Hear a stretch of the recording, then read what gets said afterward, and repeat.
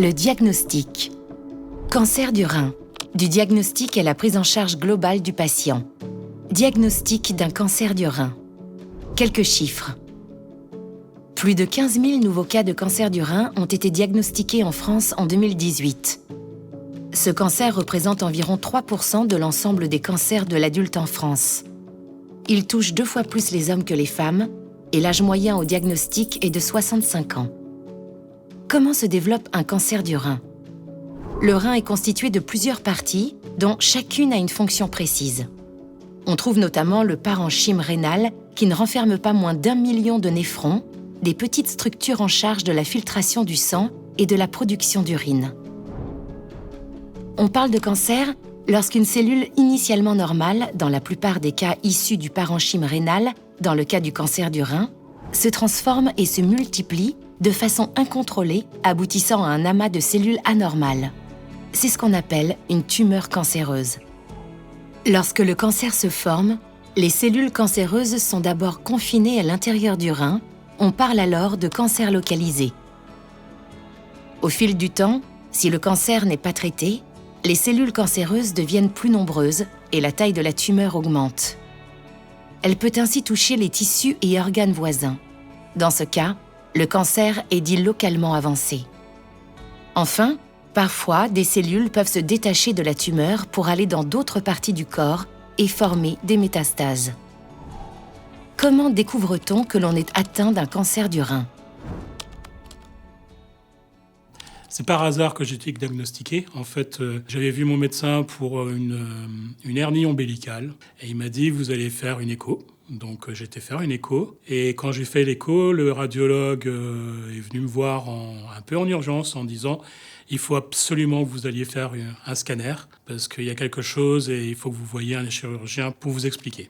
2023, je rencontre mon urologue suite à des problèmes tout autres, pour tout vous dire, j'ai des problèmes de miction le matin, donc évidemment je vois mon médecin qui me dit consulter un urologue, il y a peut-être un problème de prostate. L'urologue effectivement me recommande de faire une IRM. Et cette IRM ne révèle rien d'extraordinaire si ce n'est une hyperplasie prostatique, ce qui est assez fréquent après 50 ans. Je suis soulagé sur le coup, puisqu'on m'avait dit que c'était possiblement autre chose.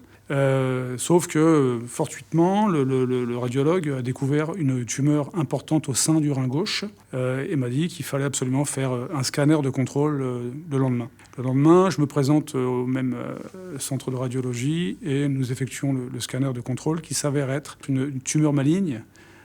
Donc l'annonce est d'ores et déjà faite par le radiologue. Elle sera confirmée par le chirurgien qui m'opérera donc à l'hôpital Foch par la suite. Mon cancer a été découvert, ça fait 8 ans, 8 ans. J'ai appelé tout de suite ma femme et donc j'avais pas le numéro de mon médecin. Elle a appelé mon médecin et mon médecin nous a attendu le soir. Nous sommes allés tous les deux et là il a pris le temps de bien nous expliquer que c'était le rein, quoi. À quel moment le patient vous est-il adressé?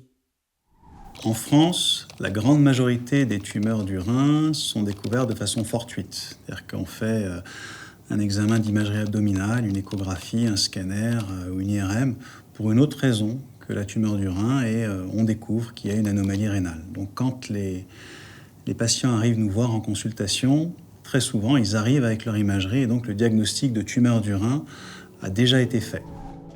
Le cancer du rein peut rester longtemps silencieux. Il est la plupart du temps découvert de façon fortuite.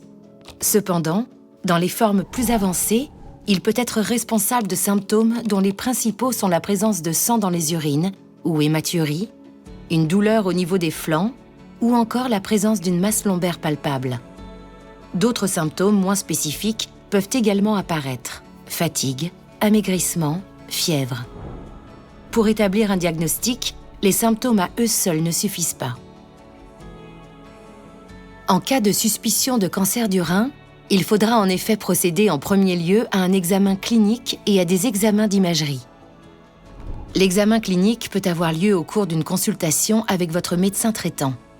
Il vous questionnera également sur vos antécédents personnels et familiaux, les éventuels facteurs de risque et symptômes. Suite à cet examen, le médecin pourra vous orienter vers un spécialiste. Concernant les examens d'imagerie, le scanner abdominal est le plus précis pour orienter le diagnostic. L'IRM, quant à elle, peut être nécessaire pour affiner le diagnostic et mieux caractériser certains types de tumeurs. Que va-t-il se passer une fois le diagnostic posé ? Une fois qu'on a diagnostiqué la tumeur sur le scanner, sur l'IRM, qu'on est certain que c'est bien une tumeur du rein, il faut faire ce qu'on appelle un bilan d'extension, c'est-à-dire savoir si la tumeur s'est étendue à distance, envoyer des métastases dans d'autres organes, comme le foie, les os ou les poumons. Lorsque la tumeur apparaît localisée, limitée au rein, le seul bilan d'extension qui est nécessaire est de faire un scanner des poumons et un scanner de l'abdomen. Il n'y a pas besoin d'autres examens. En revanche, si sur le scanner thoraco-abdominal, il y a des signes que la tumeur a atteint d'autres organes, à ce moment-là, on demande 2 autres examens. Une scintigraphie osseuse, c'est un examen qui évalue tout le squelette. On injecte un produit qui émet un certain type de radiation et qui permet de voir l'ensemble du squelette et donc de détecter des anomalies osseuses. Et on fait également un scanner ou une IRM cérébrale pour voir s'il n'y a pas d'anomalie à ce niveau-là. La biopsie est-elle systématique ? Non, pas tout le temps. La biopsie n'est faite que dans certains cas qui sont discutés bien souvent en réunion de concertation pluridisciplinaire avec d'autres collègues, comme les radiologues notamment, qui sont très importants, mais aussi les oncologues ou les radiothérapeutes. Et on ne fait la biopsie que si elle va changer la prise en charge du patient. Donc c'est vraiment une discussion personnelle à avoir avec le médecin. L'analyse anatomopathologique est indispensable pour confirmer ou non le caractère cancéreux de l'anomalie détectée par scanner ou IRM. Mais en quoi consiste cet examen ?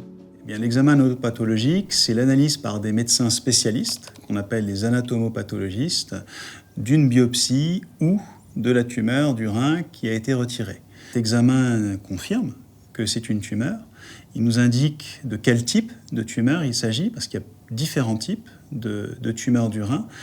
D'une part, on a le stade tumoral qui est déterminé par l'avancée de la tumeur, qui peut rentrer plus ou moins profondément dans le rein, voire envahir des organes qui sont autour du rein. Et ensuite, on a un autre élément qui est important, qui est le grade tumoral, le grade de l'ISUP, qui est le reflet de l'agressivité interne des cellules et qui nous permet, là aussi, d'établir un pronostic. Toutes ces informations recueillies au cours des différents examens et bilans vont permettre à l'équipe médicale de préciser les modalités de traitement à mettre en œuvre, adaptées à votre situation. L'ensemble de ces paramètres sont pris en compte pour définir la stratégie thérapeutique. Cette stratégie est définie en RCP, une réunion de concertation pluridisciplinaire. C'est ce qu'on appelle aussi un staff. C'est une obligation depuis le plan cancer. Il faut au moins 3 professionnels de santé, 2 disciplines différentes, un chirurgien urologue par exemple, un oncologue médical, un radiothérapeute ou encore un radiologue ou un anatomopathologiste qui sont réunis pour apporter leurs expertises et définir la meilleure stratégie pour un patient donné.